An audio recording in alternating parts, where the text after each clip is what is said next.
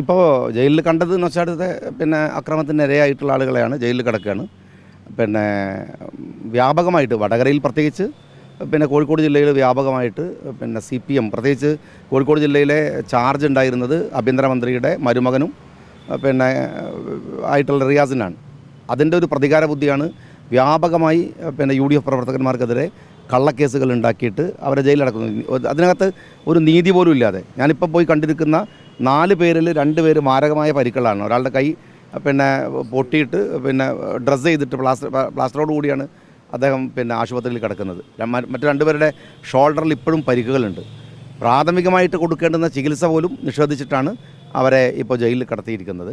പിന്നെ 2 ഭാഗത്ത് വളരെ മാരകമായ പരിക്കുകൾ പിന്നെ ജയിലിൽ കിടക്കുന്ന ആളുകൾക്കുണ്ട്. അത് പോയി കണ്ടാൽ, നിങ്ങൾ പത്രക്കാർ കണ്ടാലും വളരെ പിന്നെ ഉള്ളിൽ പോയിട്ട് സ്കാൻ ചെയ്യേണ്ട കേസൊന്നുമല്ല. പൊട്ടിക്കിടക്കുകയാണ്, പരിക്ക് പുറത്തുണ്ട്. എല്ലായിടത്തും പിന്നെ ഒരു പ്രതികാര ബുദ്ധിയോട് കൂടിയിട്ടാണ് ഈ തെരഞ്ഞെടുപ്പിലെ പരാജയത്തിന് മുന്നോടിയായിട്ട് പിന്നെ അത് ഏറ്റുവാങ്ങുന്നതിന് മുന്നോടിയായിട്ട് വ്യാപകമായിട്ടുള്ള കേസുകൾ എടുത്തിരിക്കുന്നത്. ഏകപക്ഷീയമായിട്ടുള്ളതാണ് ഈ കേസുകളിൽ മുഴുവൻ. ഇന്നലെ പിന്നെ നിങ്ങൾക്കറിയാലോ, പിന്നെ കാസർഗോഡ് ഒരു പിന്നെ SI ആത്മഹത്യ ചെയ്യേണ്ടി വന്നത് മാനസിക സമ്മർദ്ദമാണ്. ആ സമ്മർദ്ദം എന്താണെന്ന് വ്യക്തമായതാണ്.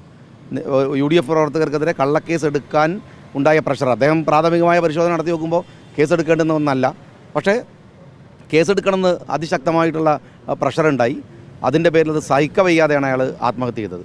അത്രമേൽ അപകടകരമായിട്ടുള്ള ഏകപക്ഷീയമായ രാഷ്ട്രീയ ആക്രമണമാണ് CPMൻ്റെ നേതൃത്വത്തിൽ UDF പ്രവർത്തകർക്കെതിരെ നടത്തിക്കൊണ്ടിരിക്കുന്നത്.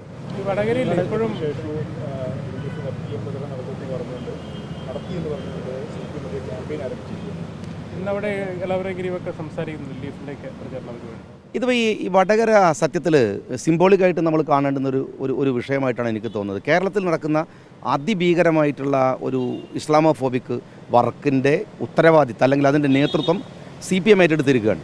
എന്നുവെച്ചാൽ വടകരയിൽ ലീഗിൻ്റെ കൊടി കാണുമ്പോൾ എന്താണ് ഹാലിളകുന്ന CPM തന്നെ ഒരു ഭാഗത്താണെങ്കിൽ, ഇതേ വർഗീയതയാണ് നോർത്ത് ഇന്ത്യയിൽ പിന്നെ പച്ചക്കൊടി കാണുമ്പോൾ അവിടുത്തെ RSSകാരനുണ്ടാവുന്നത്. നോർത്ത് ഇന്ത്യയിലെ RSSകാരൻ്റെ മനോവ്യാകൃതത്തെ അതേ രൂപത്തിൽ കേരളത്തിൽ ഏറ്റെടുക്കുന്നത് CPM ആണ്. അവിടെ എന്താണോ ഇസ്ലാമോഫോബിക്ക് അതിൻ്റെ ഉത്തരവാദിത്വം അതല്ലെങ്കിൽ അതിൻ്റെ ഡ്യൂട്ടി കേരളത്തിൽ നിർവഹിക്കുന്നത് CPM ആണ്. വേണമെങ്കിൽ ഞാനത് പരിശോധിച്ചുകൊണ്ടിരിക്കുന്നൊരു കാര്യമുണ്ട്. കഴിഞ്ഞ ഒരു 5 വർഷത്തിനിടയിൽ കേരളത്തിലെ CPMൻ്റെ ലീഡർഷിപ്പ് നടത്തിയിട്ടുള്ള ഭീകരമായിട്ടുള്ള ഇസ്ലാമോഫോബിക് ഡയലോഗുകൾ, അതിൻ്റെ ഒരു സീരീസ് ഓഫ് ഡയലോഗ്സ് ഉണ്ട്. 1, 2 ഒന്നല്ല.